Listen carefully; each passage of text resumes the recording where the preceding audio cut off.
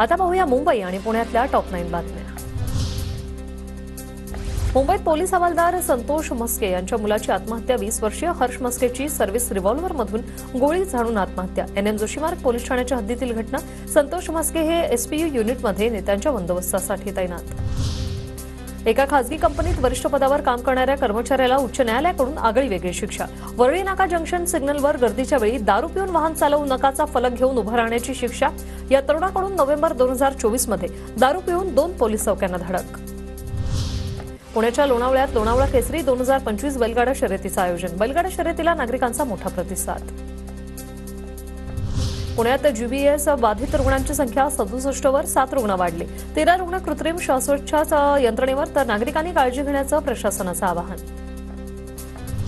एसटीच्या तिकीट दरात 14.95% वाढ होणार। राज्य परिवहन प्राधिकरणाच्या बैठकीत एसटीच्या तिकीटवाढीला मंजुरी, तर रिक्षा टॅक्सी किमान भाडे दर 3 रुपये वाढणार। सैफ अली खानवरच्या हल्ल्यातील आरोपी शहजादच्या कोठडीत वाढ। वांद्रे कोर्टाने 29 तारखेपर्यंत आरोपीची पोलीस कोठडी वाढवली। मुंबई पोलिसांनी सैफ अली खानचा जबाब नोंदवला। सैफने चाकू हल्ल्याची संपूर्ण कहाणी सांगितली। वांद्र्यातील राहत्या घरी पोलिसांकडून सैफची जबाब नोंदणी।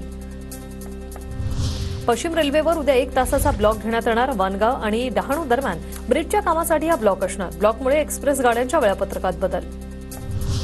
म्हाडा कार्यालयात चहाचे कप शौचालयात धुतानाचा एक व्हिडिओ व्हायरल। मुंबईच्या म्हाडा कार्यालयातील हा व्हिडिओ।